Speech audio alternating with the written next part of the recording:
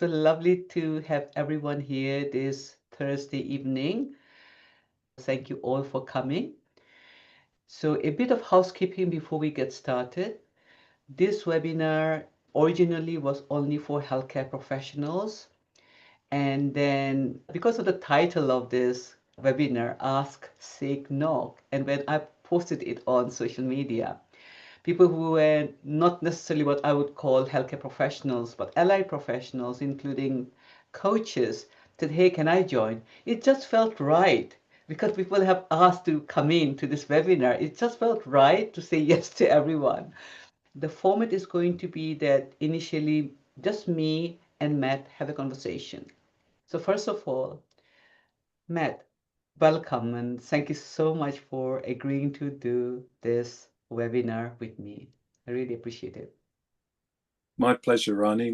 We've had some fascinating conversations in this area, and it's great to have opportunity to develop them. There's much to explore, so I'm delighted that so many people are joining to become part of the conversation.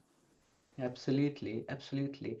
And I want to just say something about you, but not read out your bio, okay? I will just speak from my heart about you and how I've come to know you. I only heard about you earlier this year when we were preparing for the IPM conference, the Integrative and Personalized Medicine conference, where I was meant to be chairing a panel of speakers. And I was given lots of bios to choose from. And although there was a pressure on me to select as many speakers as possible, I knew that in the 45 minutes time we had, it needed to be a rich conversation, and I would just select about three. So like it was my job in a way to go through all of them, and then I picked two amazing speakers, and I think I will do some webinar with them in future. But then obviously there was you. It was very obvious that first of all I needed a male. There were two female, and there was something about your bio and your whole background that really fascinated me. And I got to know you because we prepared for the IPM conference and what you're going to talk about. We met even after your the panel, and we also had some intimate conversations, right, about ask, seek, and knock. And that was so beautiful. And I'm not going to say what it was right now, and if it makes sense for me to share later on, I will. But when we talked about having a webinar, it really made sense for me to have that as the title, Ask, Seek, and Knock. And what it means for us as healthcare professionals, even if I'm not a Christian, I'm not, even if I'm not religious, I'm not, and even if you're deeply spiritual and religious, what does it mean? So we wanted to just explore this together, right? And I have known you for a very short time, Matt, but your warmth, your caring nature, how you go beyond what is expected, like you sharing what I have said to your wife, and both of you praying for me. Like I find it fascinating. So thank you, and this is my way of honoring you right at the beginning because it's going to be a treat this evening for everyone who is present to this conversation. My pleasure, Rani. Thank you. You are very welcome. So first of all, I guess like I introduce you my way, but if you were to introduce yourself anyway, how would you introduce yourself?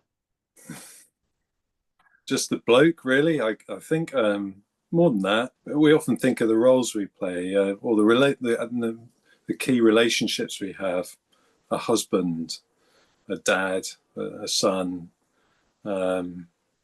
They come first, and then I'm also a doctor, so I worked in ophthalmology, still work in ophthalmology, but a number of years ago got interested in more holistic perspectives on health, and was medicine getting into this anywhere? Thinking from first principles, if we're first and foremost human beings experiencing illness, what is it? Is it just a nice to have when we treat the human being bit around the disease process? being very reductionistic about it? Or does actually it really matter in terms of not only the experience of treatment and being cared for, but also the actual outcomes themselves? Am I far more likely to be better off in terms of treatment for a particular condition if my wider needs are looked at, considered, and that got me into a couple of areas. One was I'm interested in existential perspectives on health and spirituality and religious kind of experience and commitment. So that took me into a number of years now into a master's degree in theology, spirituality, and health. Does the world of the church, the synagogue, the mosque, etc., have anything to talk about in conversation with the world of the hospital and the clinic? Because it seems ever since really the Enlightenment, there's been this increasing divergence as the sciences went in one direction, and with them took a lot of modern healthcare, and the humanities went in another direction. So I was really interested in how can we put people back together again, rather than just think of them as eyeballs or hearts or minds or whatever. And so I trained as a chaplain, and we might talk about some of that. So I worked as a chaplain during lockdown for quite a period, and that was quite a time. But lots of stories are interesting and fascinating and humbling encounters, really. And the other area of medicine I've gotten interested in is lifestyle medicine.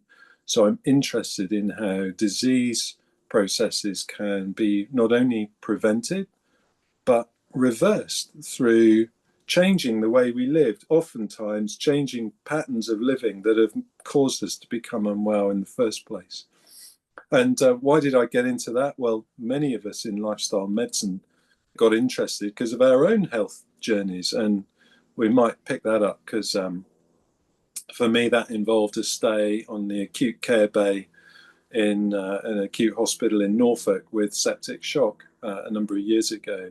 And it was all the things that I learned through that experience and the ways in which, experiencing a spiritual dimensions of health, thinking about that side, what actually happened in the midst of it, that kind of brought all these things together. So I don't know if that helps, but there's a flavor.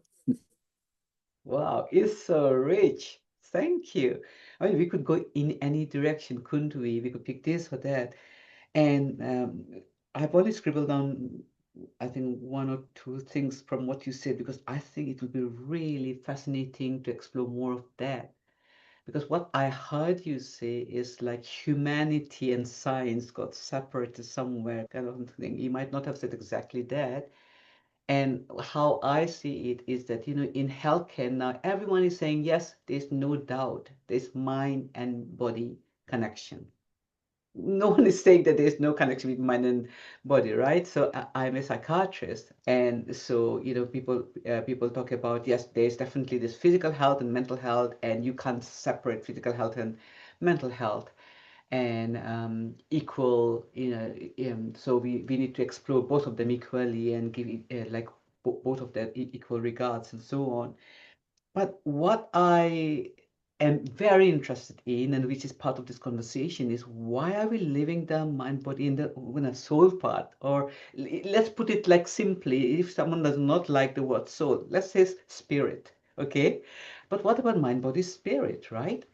And one thing I keep thinking about is when people die, pass away, what do we say? May his soul or her soul rest in peace, RIP. And for a long time, I've been thinking, okay, so when people die, we say, may the soul rest in peace. Then where's the soul when we are still alive? Why do we say rest in peace like only after death? So I know I'm just throwing it something like this straight away, but I Mm. want us to just have a conversation, and also invite people to say what they see in this, because I'm intrigued by that. And before you say anything, like, to me, there's I had a conversation with someone today, actually, one of my clients. There's an echo somewhere. Okay, so I think we'll have to mute someone. Yeah. Oh, sorry, did I mute you by mistake, Matt? No, I was muting someone else. All right. I had a conversation with one of my coaching clients who is a nurse, and I know she's here, so I won't mention any name. But we talked about how sometimes we are told that this is what you should be doing, right? Tick box. And she works in NHS. Her manager was saying, look, you already have so much work to do. And then someone had knocked on their door, but they were no longer their patient because they had been discharged. And out of humanity, this person, this beautiful person, wanted to go and reach out to that. And manager said, don't go down because you already have so much to do. And she has been doing some deep work on herself. And she said, I won't be long. And she knew from her heart, she knew she needed to do that. And you know what? I won't go into the details, but it seems like she might have saved that person's life because of where he was by just giving that extra time, that her humanity there. And so I'm really like, I see soul, spirit, and in the same box. Like, it's our humanity we're talking about. We can't just be professionals and do things a certain way. And I would love to know your thoughts on what I just said, Matt. Yeah, thank you. Goodness. Hmm. What was coming to mind? So, um, one of the major narratives, we might come back to narrative, the importance of narrative in narrative medicine, storied medicine, as it were, health as a journey, that kind of paradigm. Um, One of the major narratives of how we got here, how do we explain our existence on this planet as human beings, is what grew up in the same soil that science and scientism did, was a Darwinist perspective, right? So it all happened through the most amazing encounters of chance and the raw materials that were present on the planet to by chance, through selection, through many complex processes, produce increasingly complex life. And the occurrence of that could be explained through and entirely through a scientific perspective. And I've thought about this quite a lot, because that medicine, healthcare is very biomedically driven. Even within psychiatry, a significant proportion of psychiatry is brain, isn't it? And physical processes, and that raises the question: can we explain what is happening in illness and in the experience of illness and getting better or not? Can we adequately explain what's going on, the experience of ourselves in healthcare and patients, through entirely and only a naturalistic worldview? In other words, one which really would say that absolutely everything we experience, if you took it to its hardest conclusion, is within a closed box, which is entirely deterministic. Everything that happens in that box, if we had a really complicated equation, we could explain.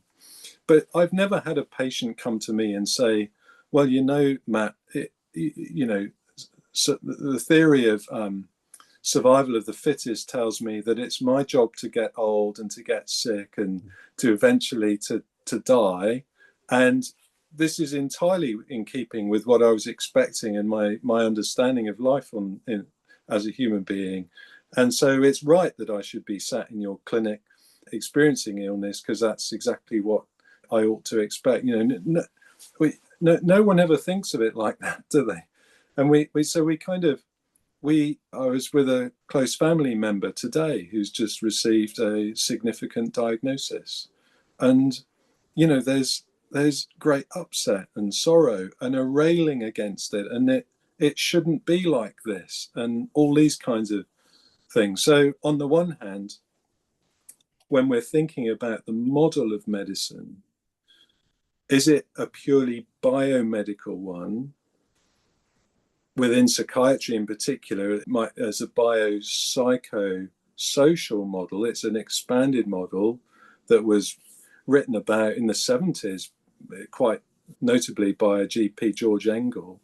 Or should we be actually, as a model of practice within healthcare, have a biopsychosocial spiritual model, as is kind of part of routine practice within certain branches like palliative care, for example?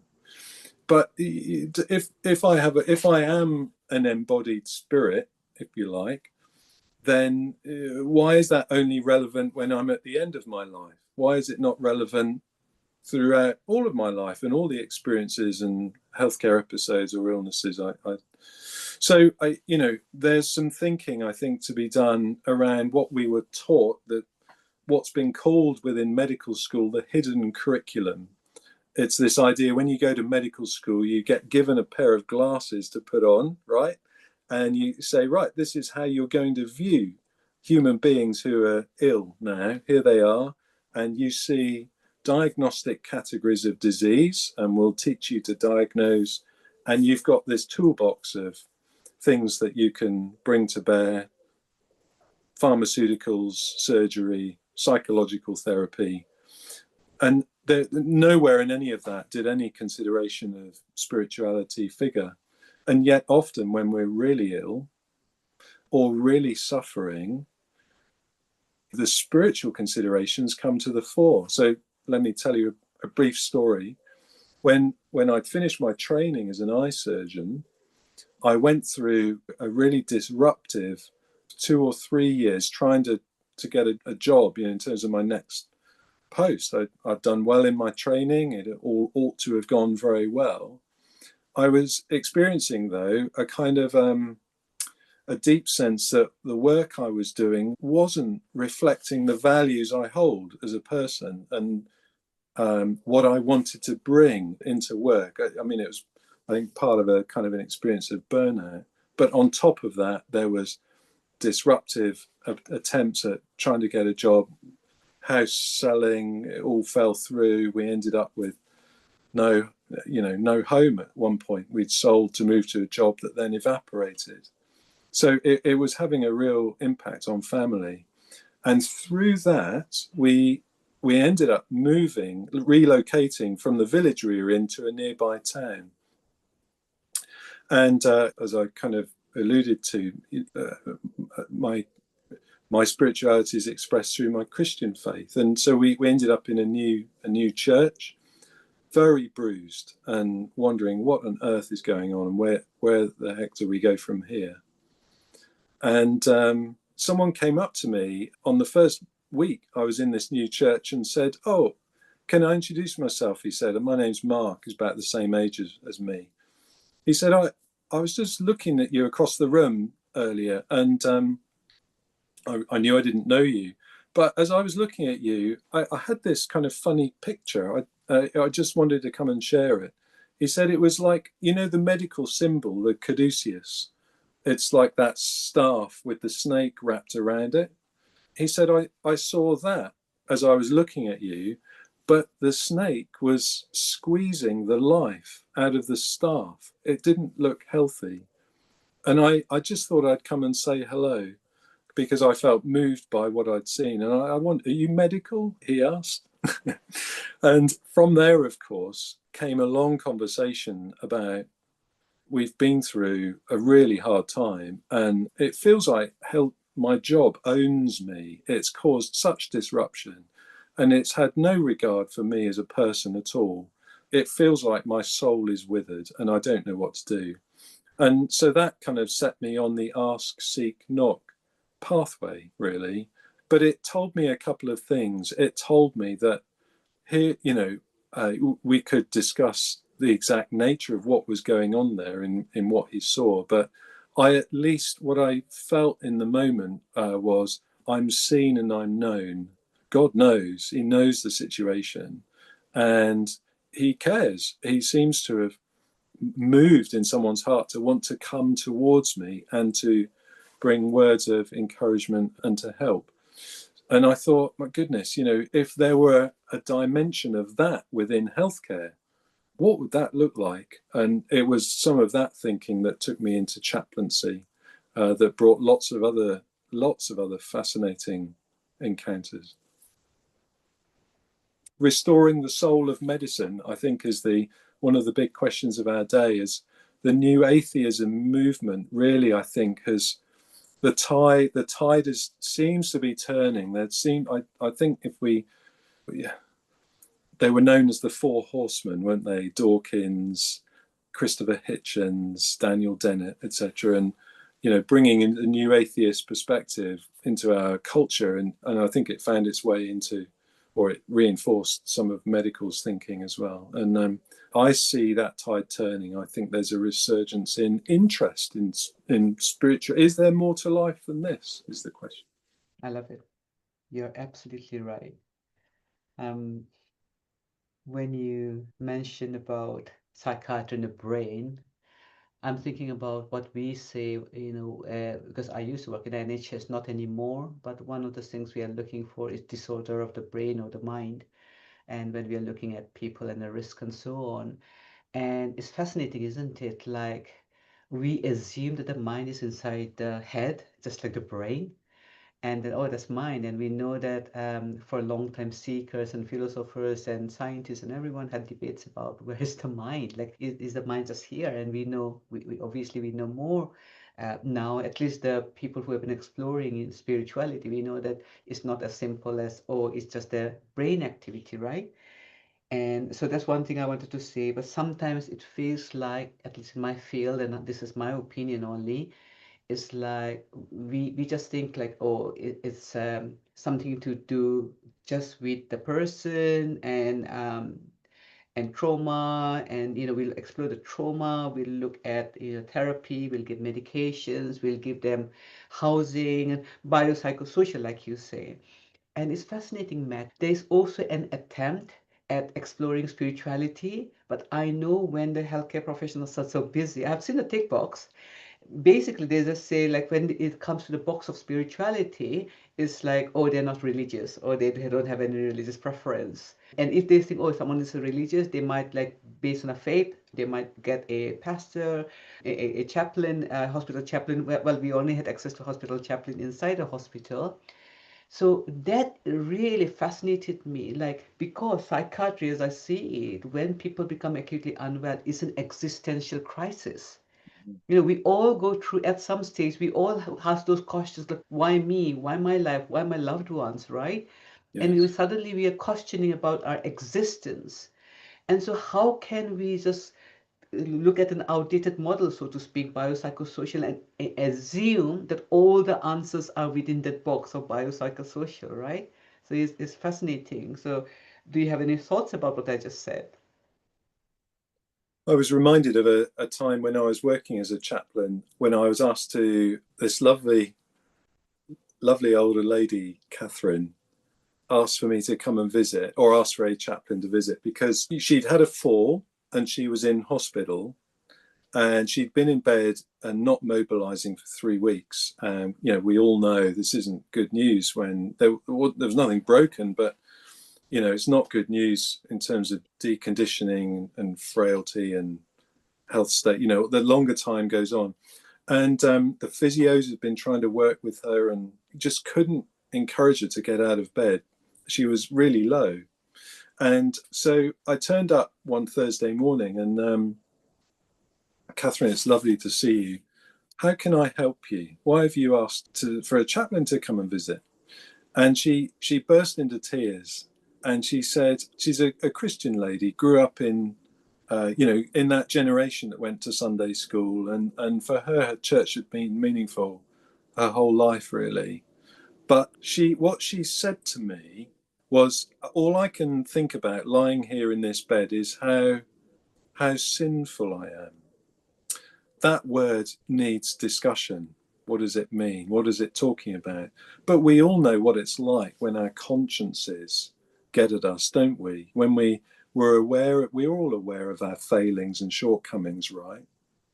And she said to me, she said, I've been reading Psalm 53 most days since I've been in, which is the psalm of saying sorry, penitence that David wrote after his affair.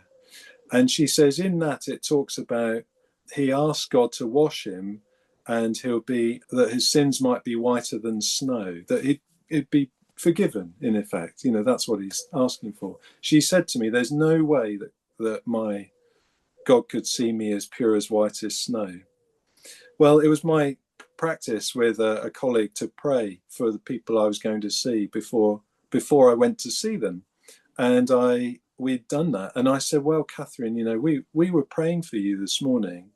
And we just wrote down some words that came to mind that I think might encourage them. Shall I read them?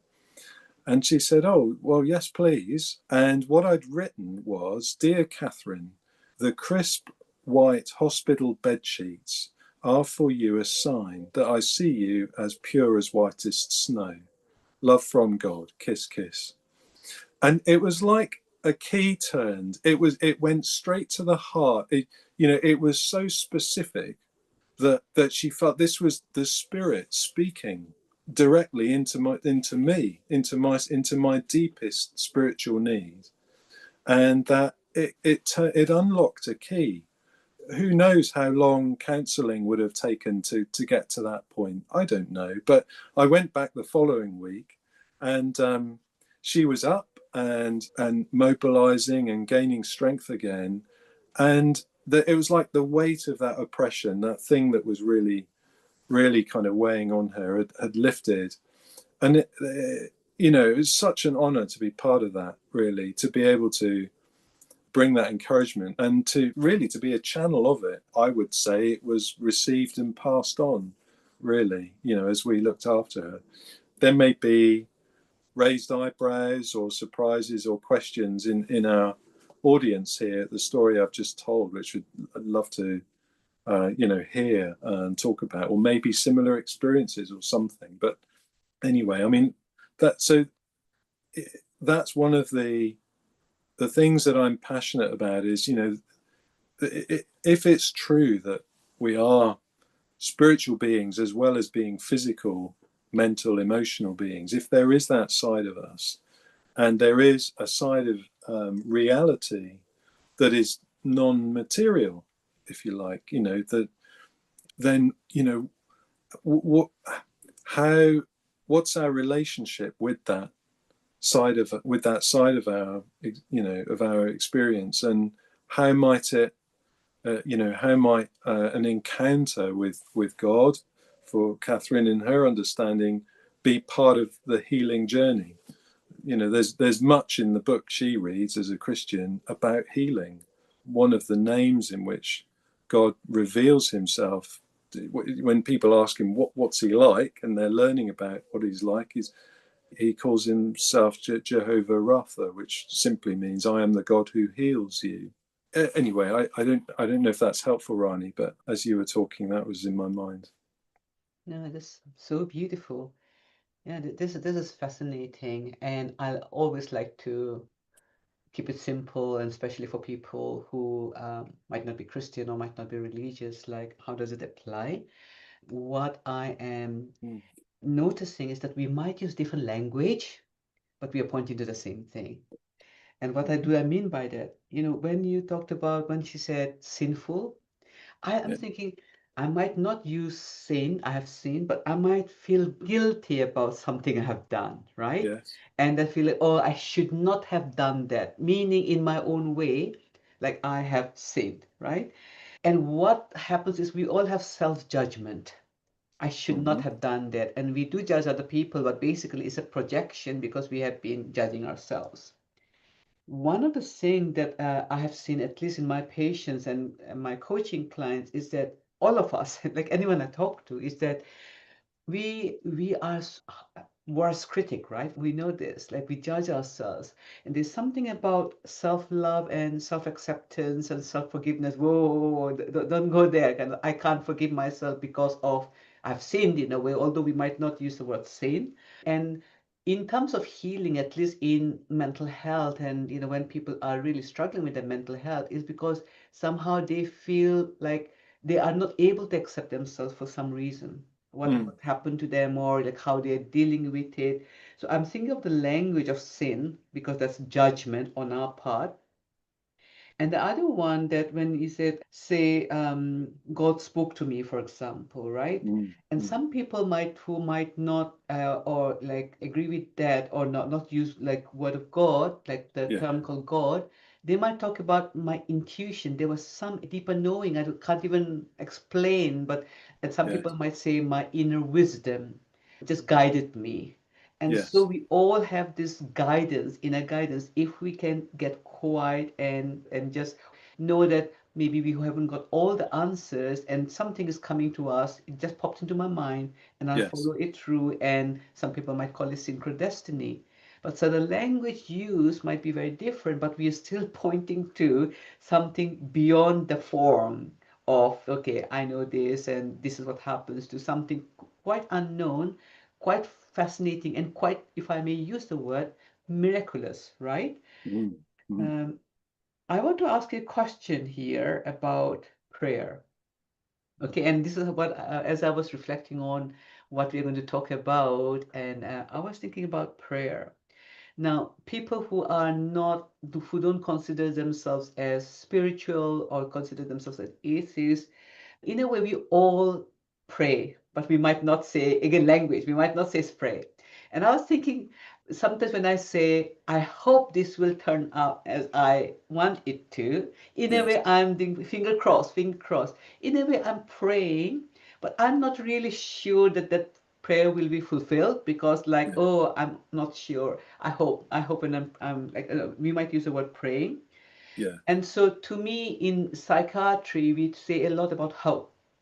And we try to yes, give people hope from the outside, but people really feel hopeless because from within they are not seeing the hope. So, but anyway, what I'm getting at is we use the word hope, and to me, it's like a very maybe minuscule amount of prayer, like praying that, and I hope things turn out to be okay.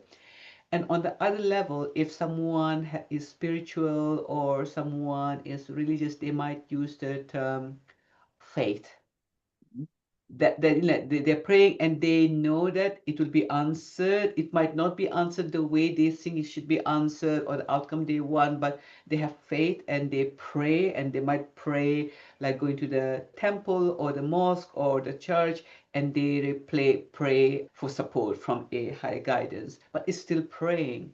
mhm, So why I'm saying all of this is as healthcare professionals, I know for myself, like for a long time I was sitting on a fence. I was even worried of saying I'm spiritual because I thought, oh, people might put in the category of, oh, Rani is religious, like don't go to her, or you should not be like proclaiming that you are religious. So that put me off. But now I'm really looking and playing and exploring and inviting everyone to see that the language might be different and we might not like worship I don't a idol or believe in Jesus or even use the word God, but we are all like when, like you said, when we have our hardest like events or circumstances where we feel like, oh, I can't do it anymore because we're trying to be in control, and we just pray at some level. So I would love to know your thoughts about what I have just said.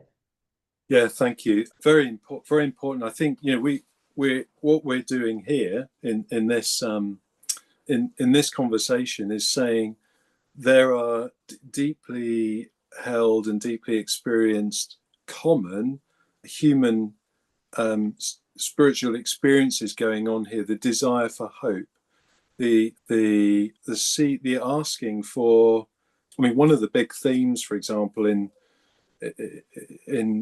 in lots of scriptures is the idea of kind of rescue, like from circumstances things go terribly wrong, and then there's like a story of rescue and a situation being turned round, and that comes in different forms. And so what we're I think we're saying here is that these things are common to many of us, however we understand them. And what we wanted to do in this conversation was come around that common shared experience. We all look at our world and feel it's looking at sometimes a bit of a dark place, and yet there, within the midst of it, There's lots of hopeful things going on, and we wanted to call that side of our life out. And then within that commonality, there are then some differences, I suppose, in the way that kind of spirituality is understood. And what we're not trying to do here is cause those differences to cause us to fall out, or all of that. But what we're trying to do is get a kind of a shared understanding of the different perspectives on this, on this common human experience. Hopefully that when I told that story about the lady on the ward, and that word, that in Christian scriptures is translated as sin. It has the sense of an arrow that was shot to a target, kind of missing the mark. It falls short. These days, of course, it's understood through layers and layers of sometimes unhelpful. You think of maybe Victorian or kind of ways in which understanding how we relate to God in the Christian tradition, that treats him as someone high in the sky, huge on power and dominance, and low on personality.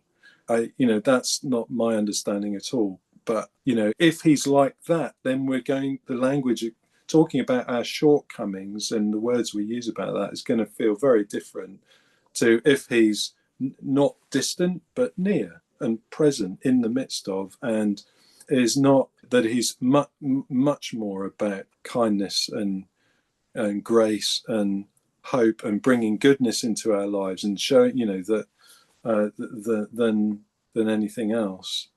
I mean, it raises deep questions, doesn't it, about the nature of spirit or the divine, and what is it? Personal? Is it impersonal? Is it near, immanent, is the theological word? Is it distant, transcendent? There's all kinds of, it takes us into a conversation like that. But we were hoping that people on this call would want to bring some of their own perspectives to bear Yeah. soon. Yeah, for sure. And we will be opening up for questions and comments soon. But let's go back to the title of the webinar: Ask, Seek, Knock. Say, for example, someone attending this webinar or listening to the recording is going through some challenge of some kind. Mm. Okay. And as human beings, we all go through challenges, right? Mm. And they are thinking, right, is this something I could like really experiment with, ask, seek, and knock? How might Mm. that look like, given that I'm going through this challenge? So can you tell us like what makes sense to you? Yeah, I think from what some of the things I've learned and experienced I've learned. So it's almost this paradox that help in the immediate, in the what's going on, something's kicking off, as I said, for a family member dearly loved, a diagnosis today.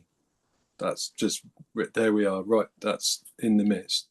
That help is both. So this word imminent means close. Just a very brief departure or explanation. So the sociologist, American sociologist Christian Smith, interviewed a whole bunch of younger people. So what do you think God's like? Is he?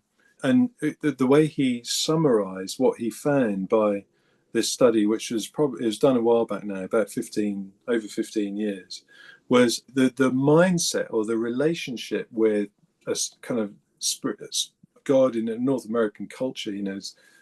God is the way he's understood, he called it moralistic therapeutic deism. What the heck does that mean? Moralistic. It's mean God's primarily interested in me because of the way I behave. Whether my behavior record is largely good or not so good, or that's the primary driver of how he relates to me. So moralistic. He's mainly interested in my behavior. Therapeutic deism means Deism came from the 18th, 19th centuries. It was the idea that God isn't close. He's not here in the midst of a hospital bed or a clinic room. He's far away. He set it all up and he set it going, but now he's stepped back and he's not really involved closely anymore. But if I behave really well, if I get my moral record good and be a good person or a good healthcare professional or whatever it is, he'll send good things my way. That's the therapeutic bit. So there's a transaction going on. And that's what he, as a sociologist, was finding. Now, this idea of asking, seeking, and knocking resonates with me. So, one of our fellow healthcare professionals wrote those words 2000 plus years ago. He was a doctor by the name of Luke. And they were words that he recorded. It was teaching on prayer, on asking. And if you can find them in what he wrote in his book, Luke, in chapter 11. But what he's basically saying is exploring how prayer works. And he's saying, there's a God is not far away, he's close. And there's an invitation into relationship, in effect, to ask, to seek, and it doesn't relate to us on the basis of, did I do a good job today or not? No, it's far more like, like a father relates to his kids. My kids in the house, they might have a great day, do really good stuff, or it might all come all the wheels off, but that doesn't change how I feel about them, or how much I want to help, and etc. So this idea of asking, seeking, knocking is really, it matters. Do I think the person I'm asking or the person on whose door I'm knocking is favorably disposed towards me or not? Do they want to be bothered, or are they not? Or are they not bothered? But at its simplest, I think in the context of our conversation, it's about inviting a kind of into the midst of our work as healers. The healer. We are healers after where did we get the desire to want to heal from? Where did that come from? And so asking, seeking, and knocking is really a journey, really, of finding out more and inviting in. However, I don't. Who understands what God's like, or the spirit? Can you wrap your mind around all of that? Because I can't. But I think the invitation, ask, seek, knock, is saying it doesn't matter. You don't have to have had all that worked out. But there is a healer after whom the work you're doing finds great value and dignity and meaning and purpose. And the invitation, for me at least, in asking, seeking, knocking, is to do the work that I do as much as I can with the strength I'm given and the inspiration that I'm given to do it, so that it has that strength and that it helps keep me going when I have those days when I'm just not sure what to do, or how do I help this person? I feel the well's dry. I'm not sure I've got anything to give.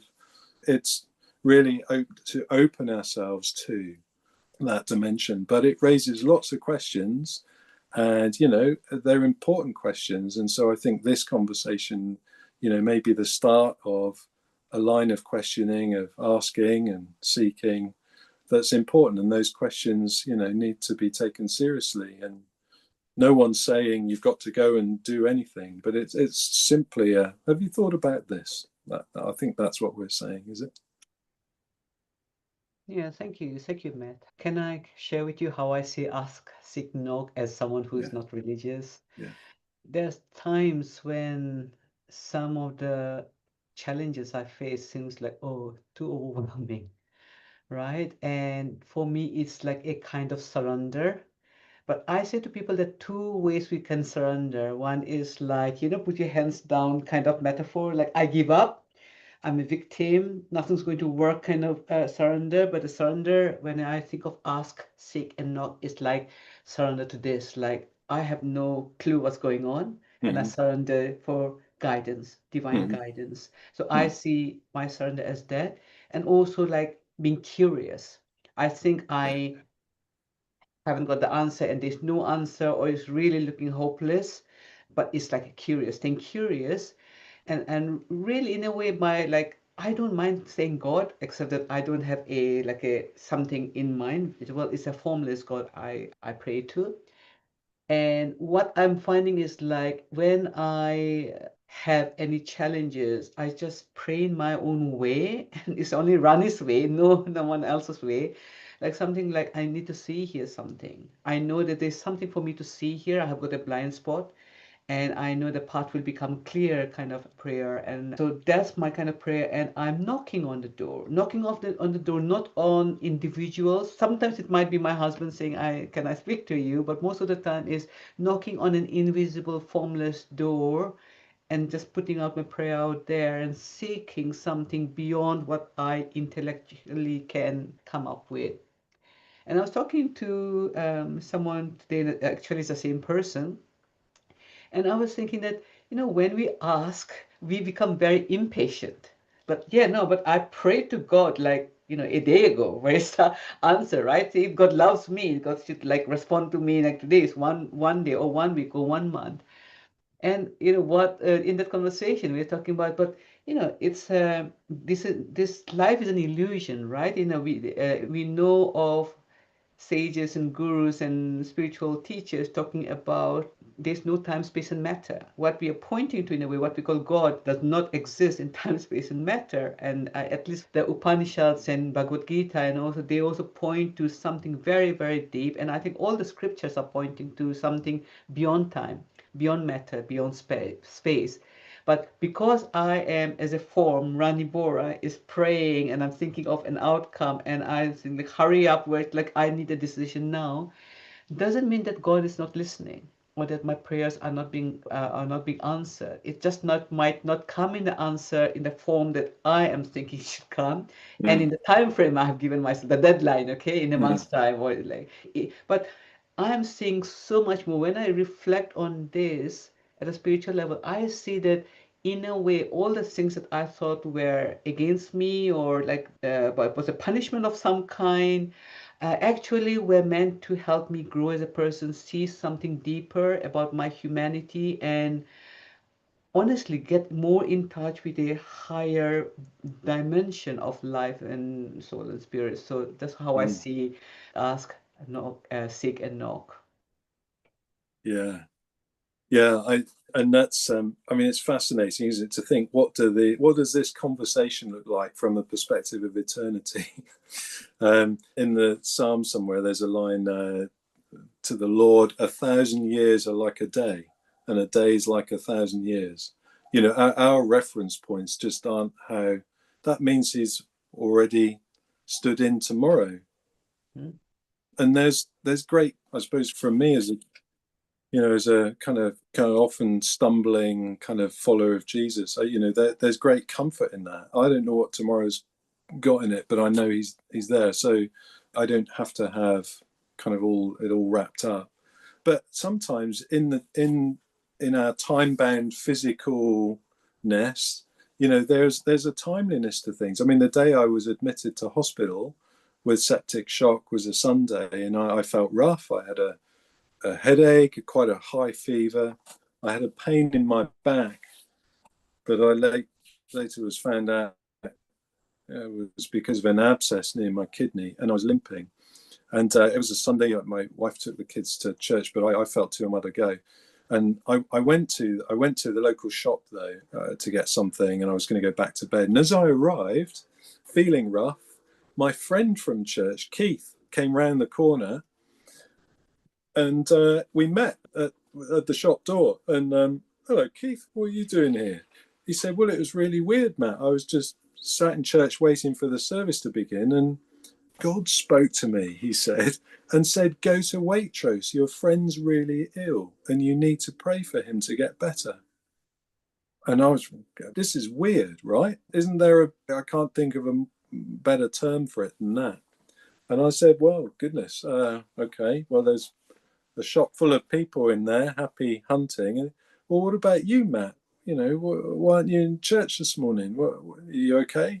Well, I feel rough. I saw the GP. They said it's viral. I've got this pain, Anyway, I was admitted via A&E later that day, and about 15 hours after that conversation, the CT scan had showed the abscess near my kidney, and I was on the acute care bay in the acute medical unit in the Norfolk and Norwich Hospital, and my blood pressure crashed. I developed septic shock, which has probably a 30% mortality at least. And I thought, help, I'm ill. I this is, my kidneys stopped working. I felt very strange. My blood pressure was 60, I think. I mean, I was sick. And in that, in the moment of that night, and the beepers going and people running around and sorting stuff out, I just remembered that someone had listened and heard and decided to act on what they hear, and had walked for half an hour, and they came to, and they prayed for me, and I got better, probably unreasonably quickly. But it was, it's pointless to think what would have happened if he hadn't have done, because he did. But I just felt, known and cared for, and this stuff about healing and all of that, much as tazocin and fluids were very important to me getting better. Let's not be dualistic about this. I don't think we don't need to separate the role of spiritual care and medical care. This isn't an anti-medicine message at all. This is tazocin's a great gift, and I'm very grateful for it, because I'm sure it's kind of why we're able to have this conversation. Anyway, Yeah. Yeah, no, I love it, Matt. I have heard all your stories and I'm blown away by that. And I absolutely agree with you about, it's fascinating, isn't it? Like there's something about taking action. Because do you know the story of where this very religious man, really prayed to God and always like doing everything to like because he was so religious. But one day there was a flood in the village, and then his whole like everyone was coming to like people were coming to evacuate everyone from the village, and everyone was drowning. But he was just like everyone saying, "Hurry up! We need to take you to a safe place." He said, no, no, no, God is going to save me. oh, So that story. And then, helicopter came and this came, and he said, no, sorry, God is going to come. And he died. And then when he still went to heaven, right? And then God was like, he was so angry with God, like, God, I have cared for you, I prayed to you, and have been devotee for all these years. Why did you not save me? And he said, son, I sent you like a boat, I sent you a helicopter, I sent you this and that, and you didn't take action. So what we're saying here is like prayers can be answered, and we also need to take action in terms of lifestyle medicine, in terms of like looking after physical health, our mental health, the environment. So we are not saying no, don't take action. Actually, we need to take action, but when it's aligned action, and then we see miracles in our life.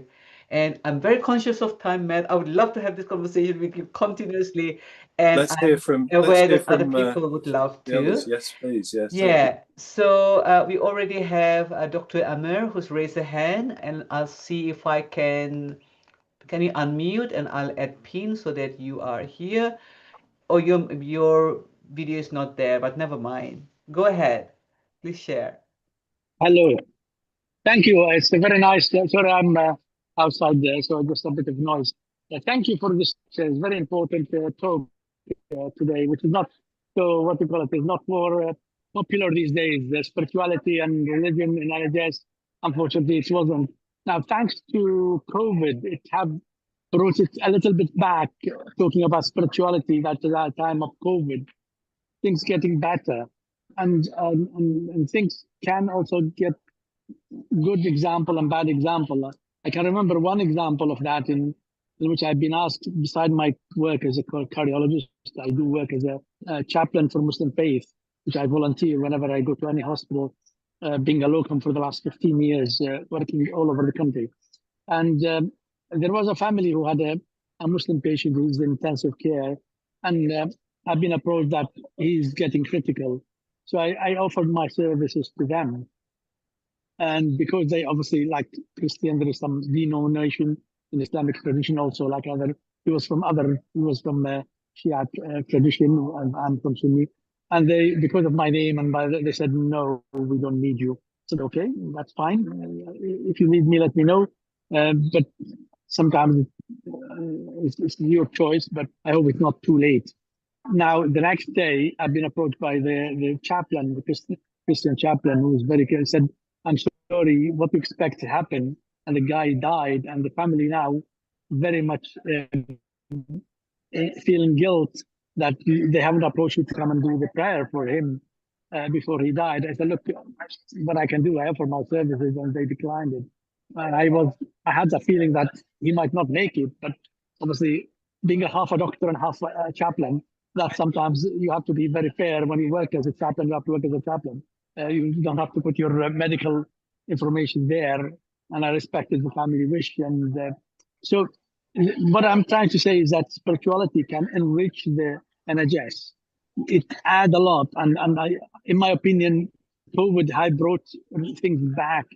There was like 10 years ago or 7, 8 years ago, there was a lot of talk about faith being not necessary, why you don't cancel chaplaincy and hire more nurses and doctors and stuff like that.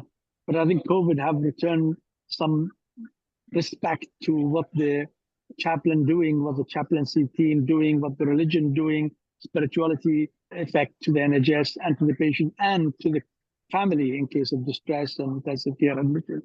So I think spirituality is gaining more momentum in the NHS since COVID.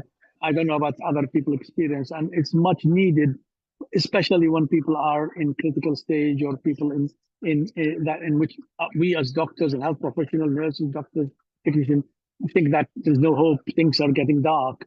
So that's very important area that we could help as religious people. Thank you very much.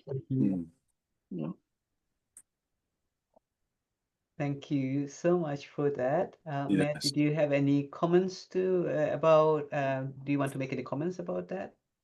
Yeah, interesting to hear from a fellow doctor who's worked as a chaplain too. I mean, I found working as a chaplain so rich. I mean, a completely different kind of encounter with people in healthcare, but it was also, it takes such a level of situational awareness, emotional intelligence, spiritual intelligence, what's going on here.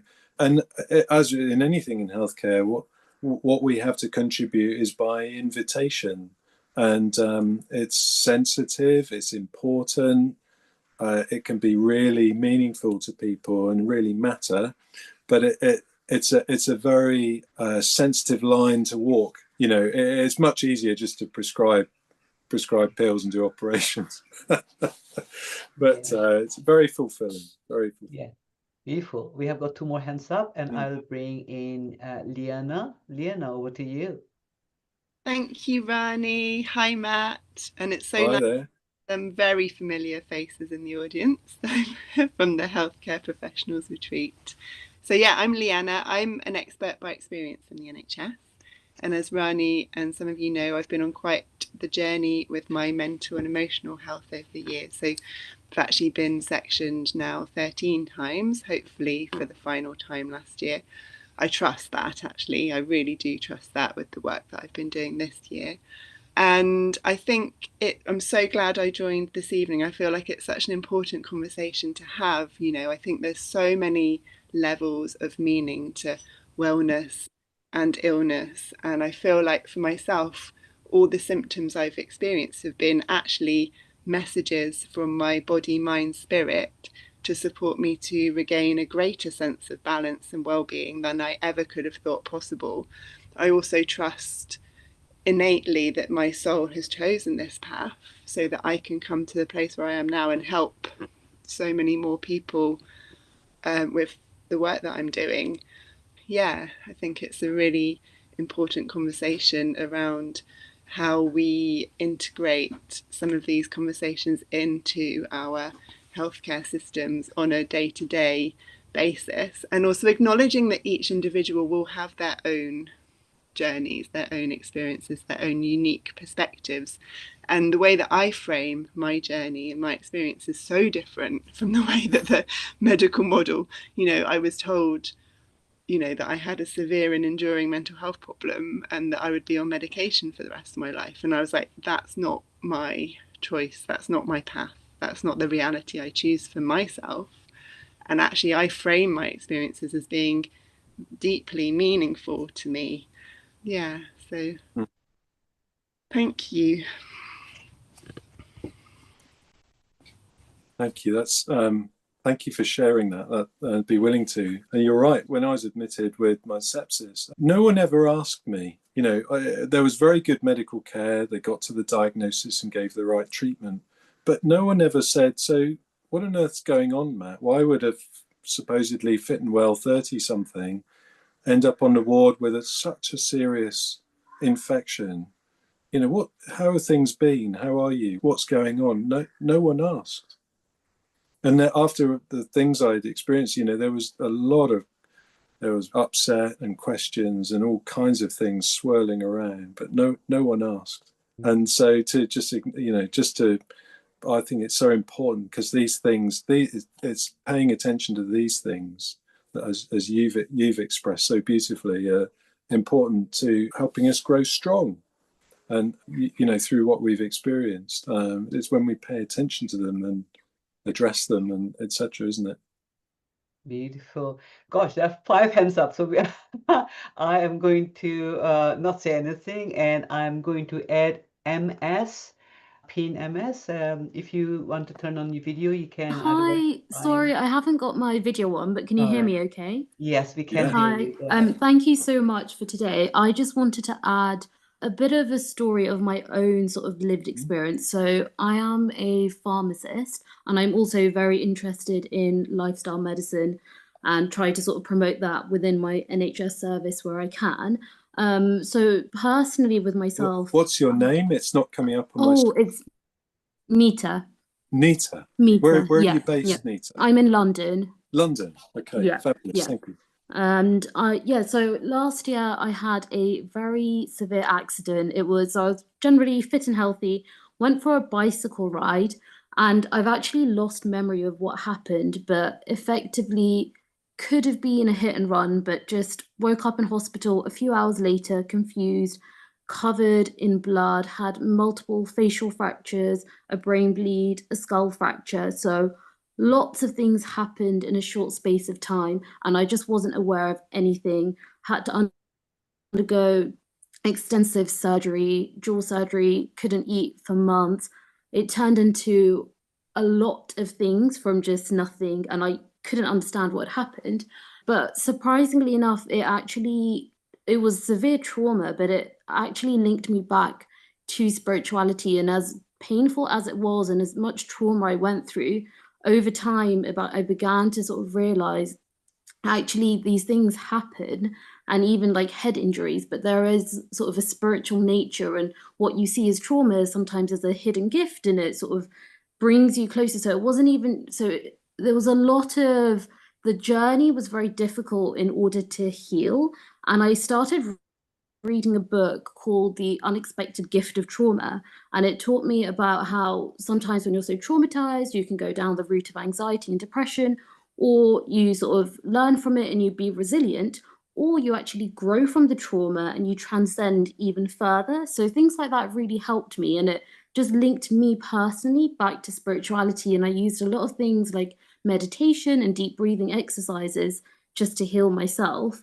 And obviously I had a lot of questions at the time because I was like, how did all of this happen? I wanted my memory back. I kept asking lots of questions. And then over time, I realized I kind of just need to accept it. And once that sort of thing changed of just accepting this has happened, we may never find out how this happened. There were no cameras. It was a big police investigation. I wasn't getting any answers, but I just learned to accept whether I figure out what happened or not, as long as I'm healing and I'm progressing, it's fine. And as soon as I had that sort of switch to acceptance, I began to heal a lot more quicker. And I made a really, really good recovery within a couple of months from something which was literally life-threatening. And I think it also brings me back to at the point when this happened, it sounds really strange to say to anyone, but sort of within this format, I can say I almost felt like I died at this spot where the accident happened. And I was sort of talking to my surgeon. I was like, I really feel like I died that day, and somehow like I've just been reborn again. So it's been quite a journey since that happened, but it's definitely made me appreciate spirituality a lot more. So yeah, I just wanted to share that with everyone. Thank you. Oh, Thank you. beautiful. Thank you so much for sharing. Really appreciate it. Such powerful, very powerful. When you gave up trying to find out what exactly happened, there was some like I see that as a surrender. Wow, we have got four more hands. And just to say that if we run a bit late, if people need to just jump off at 8:30, please do. But I want to honor everyone who has got their hands up so far and make sure that we have space for them. So I'm going to add Chris. Good evening. Hello, mate. I just wanted to jump on and say hi. And Rainey, it's absolutely lovely to see you both again. And thank you so much for sharing the stories that you did, Matt, because I found them to be extremely moving. Yeah, very profound for me. And MS, my God, your story. Wow. Wow, wow, wow. What what you're talking about there. I can relate to what you've said so much. I've had a near-death experience, caused by my thinking, if you like. But wow, thank you. What a lovely. I feel like crying, guys. Thanks so much. All right, and I'll shut up. Big hug from Kent, mate. It's lovely to see you. Thanks for joining. Lovely to see you. Chris. Thank you, Chris. All right. Next is Mindy. Let me add you, Mindy. You have to unmute yourself. Yeah, great. Hi, everybody. Yeah, thank you for this. It's been absolutely amazing. I'm here on a personal reason as well, but also as a professional. I'm a dementia specialist nurse, and I've seen how sort of spirituality and dementia often gets missed. And it was really quite eye-opening how you spoke about how it only seems to be seen at the end of life rather than throughout the dementia journey. And my mum actually has dementia, and she was in hospital not so long ago, and she had delirium and sepsis, and that made her believe she was going to be dying. And she didn't want to eat because she thought, what's the point in eating if I'm going to die? And she asked somebody for a Bible, but because of COVID, they'd all been taken away.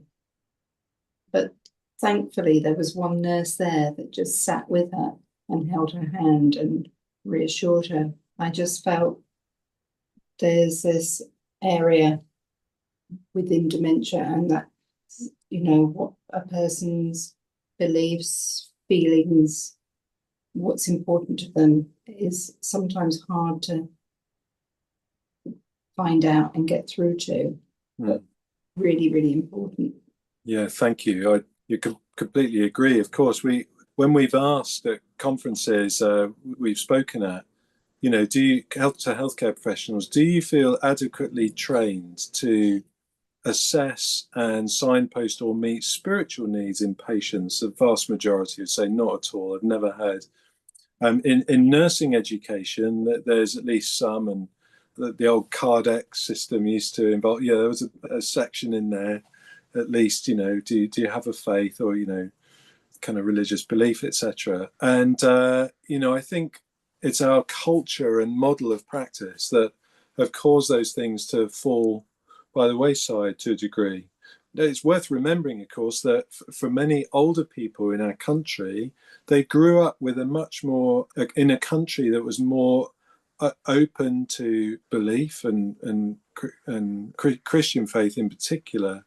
For those in their 80s and 90s now, and would be more commonly in Sunday school and those kinds of things, and beliefs and worldviews were being grown in those times, and now they are in their 80s and 90s and becoming ill and then those things come back to the fore. So it's worth all of us remembering that when someone we're trying to help is experiencing illness, just to ask, are there any spiritual needs that you'd like to raise or discuss that could be, that we could support you with?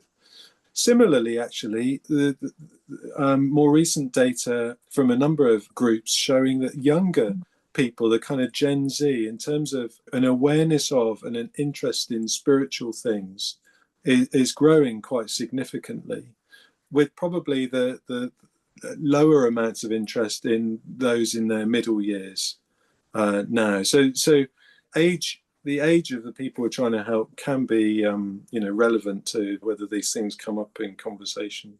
But it's not meaning to generalize, of course. But anyway, thank you, Mindy. Yeah. Thank you. I'm moving on to the next one, who is Alan. Hi, Alan. Hello.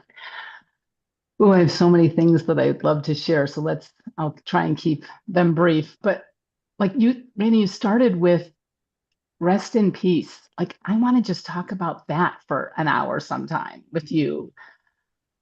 Yeah, I love that. Why isn't rest in peace part of our living?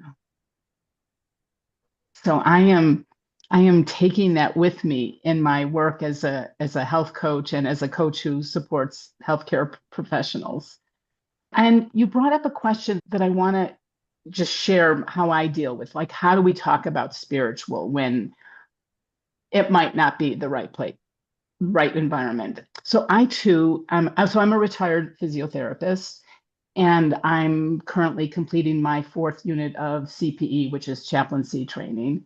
And I am pretty much done with medical institutions in terms of being employed and jumping through hoops that I'm just not willing to jump through to be in. And so I'm a community chaplain, and I'm educating and supporting people with all of their end-of-life options.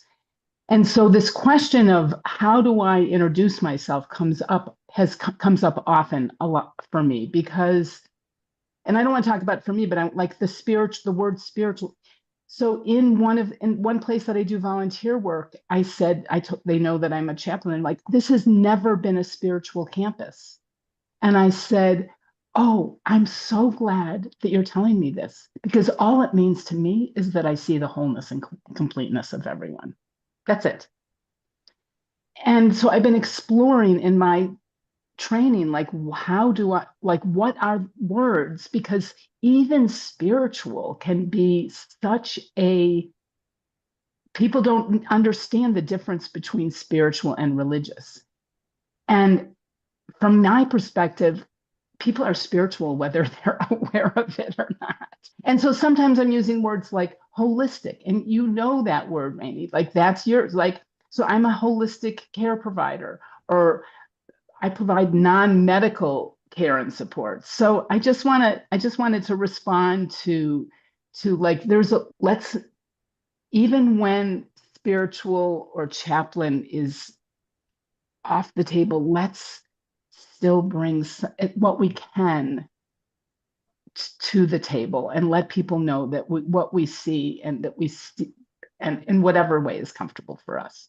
So I will pause and thank you both for this wonderful conversation.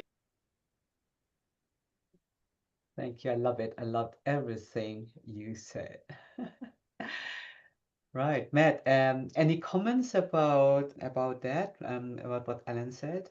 I was just trying to find one of the best definitions, because obviously religiosity and spirituality have wide areas of overlap. You could be spiritual and not religious. You could be religious and more interested in outward, external form, and not spiritual in the sense that we've perhaps been discussing. And Tracy Balboni, who's the head of the what's it called, Center for Spirituality and Health in the States. It's that title isn't quite correct, but I was just trying to find her definition that is brilliant. And if I find it, I'll put it in the chat. Haven't quite. What's her name so I can look it up myself? Yeah, Tracy Balboni, Balboni. Okay. So both her and her husband are interested in this area. So her husband, Michael Balboni, is a We chaplain can't see too. properly, Matt. So this book, oh, there we go. Spirituality and religion within the culture of medicine. Beautiful. Yeah. No, I get that. I get that, Matt. But it's for me, it's so sad that so many people don't understand that spirituality is not religious. It's like I'm saddened by that. And I don't want that to, like this turnoff that I had at this place that I'm volunteering. Oh, she's the spiritual person. I don't want that to be in the way of my work or my service, of my companionship to all the people there. That's where it's like people, when outside of this world, people really shy against and put a wall up when you say, sometimes when I say the word spiritual. That's what I'm wanting to share.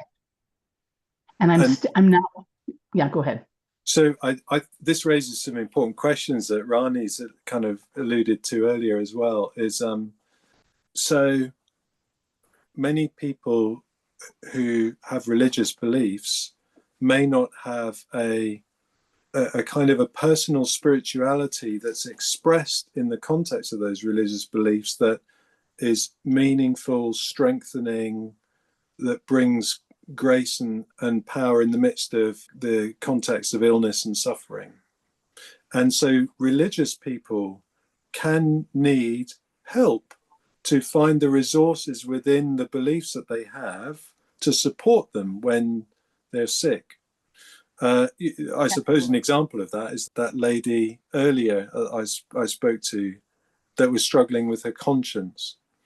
Equally, being spiritual or uncertain or not religious is equally expressing a kind of I'm not sure, like the way I conceive of these things is in this way, and then I'm if appropriate and I've got the kind of relationship with someone, I'd like to know what's your understanding of, where did your spiritual beliefs or interests come from, and what to you is potentially negative or a turn-off of religious belief.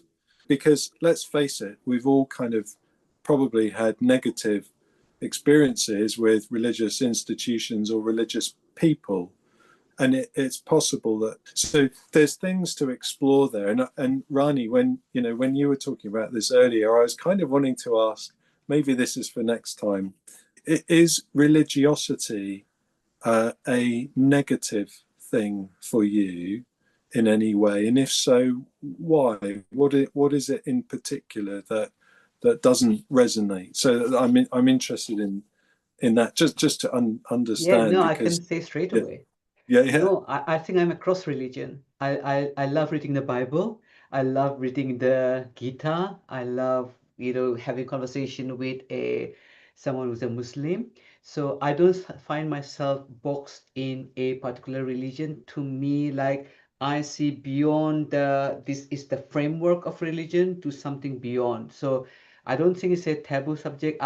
Before I might never have mentioned God. Now I can say God, I can say religion, because I know I am not a religion dedicated to one particular religion. To me, like, humanity is my religion, so kind of speak, and love is my religion. That's what I have come to know. So thank you for asking. That's really appreciated. And Alan, thank you so much. We'll jump on to final. Yeah, I just want to say, Yeah, like in the go US, ahead. I just want to say in the US right now, it's really, really sad that religion is also associated with our president. So it's wild. Like, if you're religious, then you must be supporter of Trump. It's insane. Yeah, But it's just a there's no separation for many people. There's no separation there. Yeah, absolutely. All right. So thank you, Ellen. Let's move on to Anna. Lovely to see you, Anna. Hi, Rani. Lovely to see you as well, and thank you so much for bringing us together in this space. It's kind of feeding my soul, hearing these conversations. I guess for me, I'm not a religious person, but I work as a psychiatrist in the NHS, and it's a space which is a very biomedical, often reductionist space, which I often struggle to work within. You know, there's a real dissonance for me in that. But I guess what's come to the fore for me in listening to the conversations today is the importance of connection, the importance of belonging, and to be part of as part of something bigger than ourselves, and how important that is, how we show up when we're bearing witness to people's suffering, and being curious about that, and the importance of that connection and being part of something. And I was particularly moved by Matt's story of the lady who was feeling the guilt and the sense of sin, because for me that's the most disconnecting thing, isn't it? The idea that you are holding sin, that you are not enough in this world, that you'll be rejected, and that idea of forgiveness, that someone can bear witness to that and be curious about it and feeling forgiven, and that sense of connection. And so that was a theme that seemed to come through to me, that how do we bear witness and connect with each other as human beings in compassionate ways. I was also really moved by, forgive me, I've forgotten the lady's name, who spoke about her mental health experiences as messengers. That really resonated for me. I think within perhaps medical models, we often are drawn to get rid of, to fix things, and not to sit with the meaning that they might have for someone and the growth that might come from that. And we're kind of pulled into, there's something wrong and we need to get rid of it. But actually, for me, that kind of holistic, people have used the word holistic, that idea of just sitting with and bearing witness and connecting with that and holding on to alongside someone with that, and that people can grow from that idea of post-traumatic growth. So there's just, yes, my head's buzzing with so many things. I'm not sure I'm articulating my ideas very well, but thank you so much. I'm just really moved, and I've learned so much from everybody that's contributed. So thank you for connecting. And I love you picture in the background, because I think we don't talk enough about love.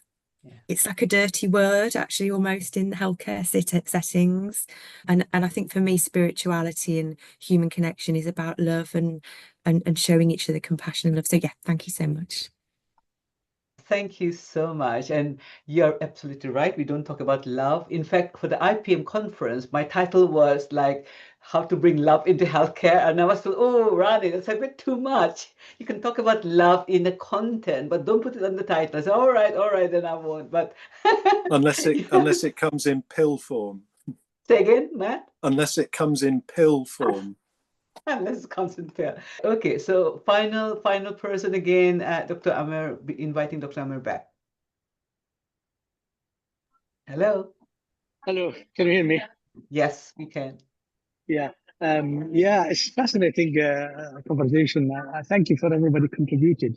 To me, I mean, sometimes, yes, I think I put in the chat that I think spirituality is the core of religiosity or religion. I think if you are whatever religion you follow, you're still having to reach the spiritual side. You're still at the periphery of your religion or faith or non-faith, whatever you believe in. That's obviously that's my opinion. But sometimes, obviously, even sometimes we misunderstood our religion. We haven't. I think in the core of religion, that's my belief, is that humanity is the core of all religion.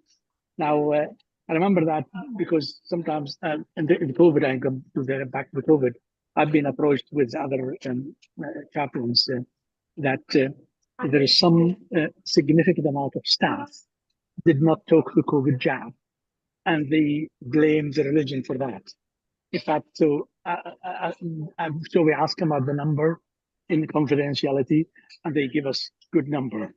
So we have to do a special sessions without putting your name, without putting your stuff, and we have to open one with the Facebook. We have to do one as a simple Zoom, and I say, look, there is no harm. You don't have to tell us your department or your name. Just ask your question: why you're not keen to take the jab? Why you're worried about the complication of the jab and all of that. So sometimes even spiritual people sometimes misunderstood the message of our religiosity who are still on the periphery of that. So that's why to me spirituality is the core. Once you travel deep in your religion or faith, you will possibly reach that stage saying that I care about any human beings with faith or no faith. I want to have love for them. I want them to be better. I want to be healthy. I want to be the best that I can ask for myself is to ask for them. So that's spirituality for me. Thank you. Beautiful, beautiful. Thank you so much. And with that, let's bring this to a close. I have to say, I absolutely love this conversation, Matt. Thank you so much, and everyone for participating so beautifully, engaging. And this is not going to be our final webinar. We do have plans as part of the Royal College of Medicine to have these conversations more often. And we are going to keep you posted. If someone is not part of the college but would like to know if there's a way, we'll definitely look at avenues. But thank you everyone for coming from the bottom of my heart. Thank you especially to Matt for sharing everything you have shared with us today.